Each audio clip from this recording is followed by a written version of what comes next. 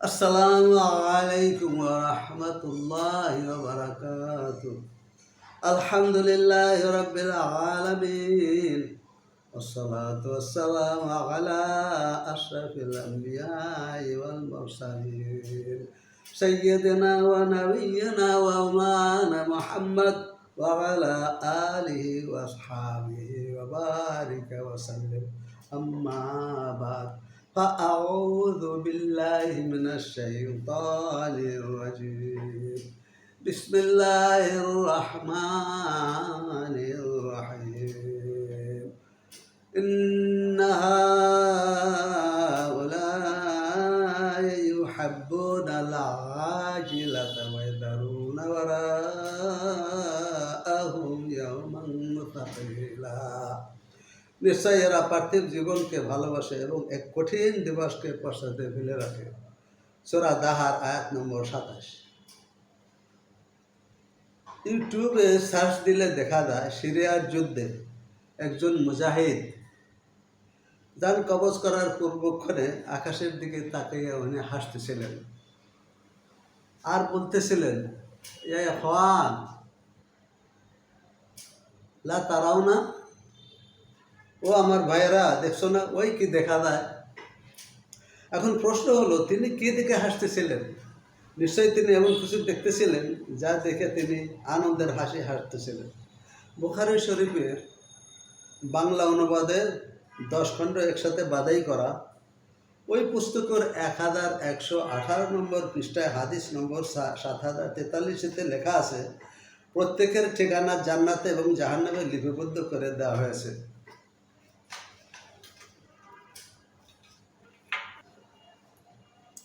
মুফাসসিরিনে কেরাম বলেছেন, আদম আলাইহিস সালাম থেকে শুরু করে দুনিয়ার শেষ মানুষটি পর্যন্ত মানুষটির জন্য আল্লাহ সুবহানাহু ওয়া তাআলা বেহেশতের ভিতরে একটা বাড়ি এবং দোজখের ভিতরে একটা বাড়ি বন্টন করে দিয়েছেন। নমরুদ, ফিরআউন, সাদ্দাত, হামান, আবু জেহেল, আবু লাহাব, তাদের জন্য আল্লাহ সুবহানাহু ওয়া তাআলা বেহেশতের ভিতরে একটা বাড়ি এবং দোজখের ভিতরে একটা বন্টন করে দিয়েছেন। আপনার জন্য একটা বাড়ি, আমার জন্য একটা বাড়ি আল্লাহ সুবহানাহু ওয়া তাআলা বন্টন করে দিয়েছেন। অতঃপর সেই বাড়িটি ক্রয় করে নেওয়ার জন্য আল্লাহ প্রত্যেককে দুনিয়াতে পাঠিয়েছেন। এই বাড়িগুলো আল্লাহ সুবহানাহু ওয়া তাআলা বিনামূল্যে দিবেন না। ব্যবসার মতো, তিজারতের মতোই বলেছেন, ইন্নাল্লাহা আশতারা মিনাল মুমিনিনা আনফুসাহুম ওয়া আমওয়ালাহুম বিআন্না লাহুমুল জান্নাহ। নিশ্চয়ই আল্লাহ মুমিনদের নিকট থেকে তাদের জান ও মাল ক্রয় করে নিয়েছেন এবং এর বিনিময়ে তাদের কাছে জান্নাত বিক্রি করে দিয়েছেন। সূরা তাওবা আয়াত নম্বর 111। অর্থাৎ জান্নাত ক্রয় বিক্রয় হয়। আল্লাহ জান্নাতের সৃষ্টিকর্তা, তিনি জান্নাতের মালিক এবং তিনি জান্নাত বিক্রয় করেন। আর এই জান্নাত ক্রয় করে মুমিনগণ ছাড়া কাফের, মুশরিক, ইহুদি, খ্রিস্টান, হিন্দু, বৌদ্ধ কেউ জান্নাত ক্রয় করতে পারবেন না। অনেক ইন্ডিয়া, পাকিস্তান, বাংলাদেশে অনেক পীর পাওয়া যায়, অনেক পীর দাঁড়িয়ে গেছে, তারা মুরিদের কাছে জান্নাত বিক্রয় করে। আমার মনে পড়ে, আমি ছোটোবেলা একজনের সাথে দেখা হলো, তিনি বলতেছিলেন যে আমি মেদিনীপুরে গেলাম, হিন্দুস্তানের মেদিনীপুরে গেলাম, অনেক কষ্ট করে, হাজার হাজার মানুষ হুজুরের কাছে পৌঁছা যায় না, অনেক কষ্ট করে পৌঁছলাম। তারপর বললাম, হুজুর আমি অনেক দূরের থেকে আসছি, অনেক কষ্টে আপনার কাছে পড়ছি, আমাকে জান্নাতে প্রবেশ করানোর গ্যারান্টি দিতে হবে, প্রবেশ করাতে হবে। তো বলতে আচ্ছা নিলাম। উনি বললেন যে আমার দায়িত্ব নিতে হবে, আমাকে জান্নাতে প্রবেশ করানোর দায়িত্ব নিতে হবে। তো বললেন আচ্ছা নিলাম। দেখেন তাদের জন্য জান্নাত ক্রয় করা কত সহজ। আল্লাহ সুবহানাহু ওয়া তাআলা মুমিনদেরকে দুনিয়াতে পাঠাইছেন এই জান্নাত ক্রয় করে নেওয়ার জন্য। কিন্তু অত্যন্ত দুঃখের বিষয়, অধিকাংশ মানুষই জান্নাত ক্রয় না করে, অর্জন না করে দুনিয়ার থেকে বিদায় হয়ে যায়। মালাকাল মউত যখন জান কবজ করতে আসে, তখন সর্বপ্রথম তাদেরকে জান্নাতে এবং জাহান্নামে যে বাড়িটি তার জন্য বন্টন করা হয়েছিল, তার নামে অ্যালটমেন্ট করে দেওয়া হয়েছিল, সেটা আগে দেখান। কোনো মানুষই তার গন্তব্যস্থল বেহেশতে এবং দোজখে না দেখান পর্যন্ত তার জান কবজ করেন না। যখন ফেরেশতা তাকে দেখান, মৃত্যুর পর ওখানে দেখান যে দেখো এই বাড়িটি তোমার জন্য, এই দোজখের এই বাড়িটি তোমার জন্য অ্যালটমেন্ট করা ছিল, এবং বেহেশতের ভিতরে যে বাড়িটি দেখাও দেখতেছে এটা তোমার নামে অ্যালটমেন্ট করা ছিল, বন্টন করা ছিল, আল্লাহ বরাদ্দ করে রাখছিলেন তোমার জন্য। কিন্তু তুমি দুনিয়ার জীবনে আল্লাহর বিধান মেনে সেই বাড়িটি তুমি ক্রয় করতে পারো না, তাই আজ থেকে তোমার নামের থেকে এই জান্নাতের বাড়িটি ক্যান্সেল করে দেওয়া হলো, খারিজ করে দেওয়া হলো। আচ্ছা ভাই বলুন তো, তখন আপনার কেমন লাগবে? জান্নাতের বাড়িটা আপনার নাম থেকে যখন শেষ মুহূর্তে খারিজ করে দেওয়া হবে তখন কেমন লাগবে? আমরা জানি সৌদি আরবে একটা লোক চাকরি করতো, একদিন তার কাছে খবর আসলো যে তোমার বাড়িটি গুন্ডা পান্ডারা দখল করে নিয়েছে। খবরটা শুনে তিনি সহ্য করতে পারলেন না, সঙ্গে সঙ্গে হার্ট অ্যাটাক করে মারা গেলেন। তো ভাই, আপনাকে যখন দেখানো হবে যে আপনার নামে বরাদ্দকৃত বাড়িটি, বেহেশতের ভিতর বাড়িটি আপনার নাম থেকে খারিজ করে দেওয়া হলো, ক্যান্সেল করে দেওয়া হলো, তখন আপনার কেমন লাগবে? তিরমিজি শরীফের এক হাদিসে বর্ণিত আছে, রাসূলুল্লাহ সাল্লাল্লাহু আলাইহি সাল্লাম ইরশাদ করেছেন, ময়দানে কোনো ব্যক্তির পদযুগল ততক্ষণ পর্যন্ত সামনে অগ্রসর হতে পারবে না যতক্ষণ না তার কাছ থেকে 5টি প্রশ্নের উত্তর নেওয়া হবে। আন উমরিহি ফি মা আফনাহু ওয়া শাবাবিহি ওয়া আন শাবাবিহি ফি মা আবলাহু। আন উমরিহি ফি মা আফনাহু, সে তার জীবনকাল কি কাজে ব্যয় করেছে। ওয়া আন শাবাবিহি ফি মা আবলাহু, সে কীভাবে কালকে অতিবাহিত করে আছে। ওয়া আন মালিহি মিন আইনা ইকতাসাবাহু ওয়া ফি মা আনফাকাহু, সে কীভাবে সম্পদ উপার্জন করেছে এবং সে কোন খাতে ব্যয় করেছে। সে মাল দৌলত হালাল পথে না হারাম পথে কামাই করেছে, এবং ব্যয় করেছে হারাম পথে না হালাল, বৈধ পথে না অবৈধ পথে ব্যয় করেছে। ওয়া মা দা আমেলা ফি মা আলিমা আও কামা কালা রাসূলুল্লাহ সাল্লাল্লাহু আলাইহি ওয়াসাল্লাম, তাকে যে জ্ঞান দান করা হয়েছিল তদনুযায়ী সে কী আমল করেছে, তাকে যে দায়িত্ব দেওয়া হয়েছিল তার কতটুকু সে পালন করেছে। তিরমিজি শরীফ কিতাব সিফাতুল কিয়ামা অধ্যায় নম্বর 1। রাসূলুল্লাহ সাল্লাল্লাহু আলাইহি সাল্লাম সতর্ক করে বলেছেন, নিয়ামাতানে মাগবুনুন ফীমা কাসীরুম মিনান নাসি আস-সিহহাতু ওয়াল ফারাগ আও কামা ক্বালা রাসূলুল্লাহ সাল্লাল্লাহু আলাইহি সাল্লাম। অনেক লোক দুটি নিয়ামত খেলায় হারায়, দুটি নিয়ামত থেকে বঞ্চিত থাকে, আর তা হলো সুস্বাস্থ্য এবং অবসর সময়। আল্লাহ সুবহানাহু ওয়া তাআলা মুমিনকে, মানুষকে সতর্ক করেছেন, ওয়ালা তাশতারু বিআহাদিল্লাহি সামানান কালিলা, আর তোমরা আল্লাহর সঙ্গে কৃত অঙ্গীকারের বিনিময়ে সামান্য মূল্য গ্রহণ করো না। সূরা নাহাল আয়াত নম্বর 95। আলেমা আরওয়ার মধ্যে, অর্থাৎ রুহুর জগতে আল্লাহ সুবহানাহু ওয়া তাআলা রুহুদেরকে জিজ্ঞাসা করেছেন, আলাস্তু বিরাব্বিকুম ক্বালু বালা, তিনি জিজ্ঞাসা করেছিলেন, আমি কি তোমাদের প্রভু নই? আমরা বলেছিলাম, অফকোর্স, হোয়াই নট, আপনি আমাদের প্রভু। আমরা অঙ্গীকার করে আসছিলাম, আমি কি তোমাদের প্রভু নই? আমরা সকলেই অঙ্গীকার করেছিলাম। আল্লাহ পাকের সংবিধান মানার জন্য অঙ্গীকার করে এসেছিলাম। আল্লাহ পাকের সংবিধান মানার জন্য অঙ্গীকার করে, সেই সংবিধান মানেন না, শিরক বিদআত করেন, বান্ধবীদের নিয়ে ঘোরাফেরা করেন, সমুদ্র সৈকতের সি বিচে যাইয়া বন্ধু বান্ধবী এবং প্রেমিকাদের নিয়ে আনন্দ ফুর্তি করেন, খুষ্টি নষ্টি করেন। যারা শিরক করেন, বিদআত করেন, ঘুষ খান, সুদ খান, সিনেমা টেলিভিশন দেখেন, নাটক নকল করে মূল্যবান সময়, অবসর সময়কে নষ্ট করেন, মানুষকে খুন করেন।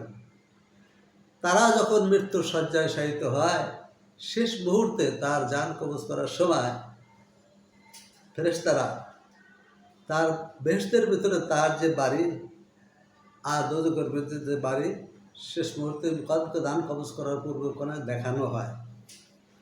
যখন দেখানো হবে যে দেখো বান্দা, তোমাকে আল্লাহ দুনিয়াতে পাঠিয়েছিলেন, তোমার বেহেশতের ভিতরে একটা বাড়ি এবং দোজখের ভিতরে একটা বাড়ি তোমার নামে বন্টন করা ছিল, আর এই বাড়িটি অর্জন করার জন্য আল্লাহ সুবহানাহু ওয়া তাআলা তোমাদেরকে দুনিয়াতে পাঠাইছিলেন। তুমি আল্লাহ পাকের সংবিধান মানো নাই, তুমি বেহেশতের বাড়িটি কামাই করে আসতে পারো, ক্রয় করে আসতে পারো নাই, তাই আজ তোমার নাম থেকে এই বেহেশতের বাড়িটি খারিজ করে দেওয়া হলো। বলুন তো ভাই, তখন কেমন লাগবে? হেলায় খেলায় এমন নিয়ামত হারাবেন না। বলুন নাউজুবিল্লাহ। বলুন তো তখন আপনার কেমন লাগবে? আমি আগেই যেমন বললাম যে সৌদি আরবে একটা লোক যখন সে শুনলো তার বাড়িটি গুন্ডা বান্ডারা দখল করে নিয়ে গেছে, তখন সে হার্ট অ্যাটাক করে মারা গেল। তা আপনার বেহেশতের বাড়িটা যখন আপনার নাম থেকে মুছে ফেলা হবে, খারিজ করে দেওয়া হবে, তখন আপনার কেমন লাগবে? যারা আল্লাহ পাকের সঙ্গে কৃত অঙ্গীকার মেনে চলেন, আল্লাহকে ভয় করেন, নিজের জন্য বরাদ্দকৃত বাড়িটি যখন দেখানো হবে, সে বরাদ্দকৃত বাড়িটি ক্রয় করে বিদায় হবেন, তাদের বিদায়কালে তার নামে বরাদ্দকৃত জান্নাতের বাড়িটি দেখানো হয়, আর বলা হয় এই বাড়ি তোমার নামে বরাদ্দ করা হয়েছিল, তুমি কিনতে পেরেছো, বাড়িটি তুমি অর্জন করে আসছো দুনিয়া থেকে, তাই আজ তোমার নামে বরাদ্দকৃত বাড়িটি তোমার নামে বরাদ্দই থাকলো, তুমি এই বাড়িতে কী করবে। আর দোজখে তোমার নামটা বরাদ্দ করা রাখা ছিল, এই দোজখ থেকে আল্লাহ তোমাকে মুক্তি দিল, তুমি দোজখে তোমার থেকে তুমি মুক্তি পাইলা, বেহেশতের বাড়িটি তোমার জন্য বরাদ্দ করে রাখা হলো।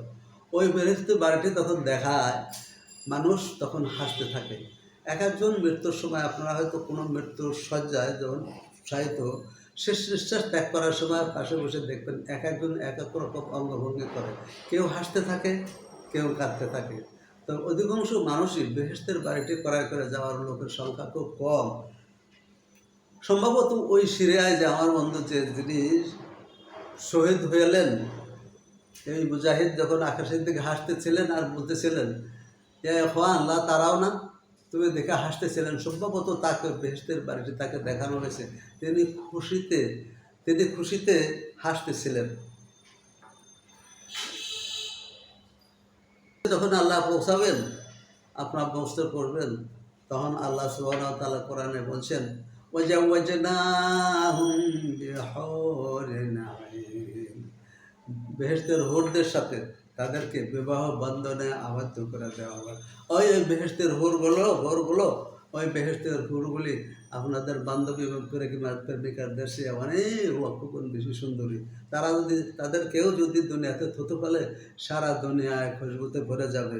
আল্লাহ সুবহানাহু ওয়া তাআলা অন্য আয়াতে বলেছেন ফামান যুহজিহা আনিন নার ওয়া উদখিলাল জান্নাতি ফাকাদ ফাজ ওয়া মাল হায়াতুদ দুনিয়া ইল্লা মাতাউন গুরুর। যাকে জাহান্নাম থেকে দূরে রাখা হবে এবং জান্নাতে প্রবেশ করানো হবে, সেই কামিয়াব হবে, সেই সাকসেসফুল। আর পার্থিব জীবন ধোঁকা ছাড়া আর কিছুই নয়। সূরা ইমরান আয়াত নম্বর 185। সেই জান্নাতে আল্লাহ সুবহানাহু ওয়া তাআলা হুরদের সঙ্গে বিবাহ বন্ধনে আবদ্ধ করে দেবেন। যেমন আমি আগে একটু বললাম, যেমন আল্লাহ সুবহানাহু ওয়া তাআলা ইরশাদ করেছেন ওয়াজাওয়াজনাহুম বিহুরিন আইন, আমি তাদেরকে আমোদলোচনা হুরদের সঙ্গে বিবাহ বন্ধনে আবদ্ধ করে দেব। সূরা তুর আয়াত নম্বর 20। তারা আপনাদের বান্ধবী এবং প্রেমিকদের চেয়ে অনেক গুণ বেশি সুন্দরী।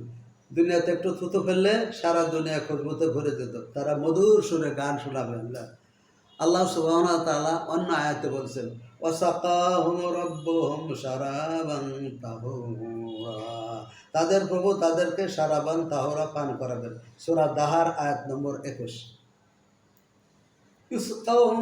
ইসকাউনা মির রাহিকিম মাখতুম কিতাবুহু মিসক ওয়া বিযালিকা ফালইয়াতানাফাসিল মুতানাফিসুন।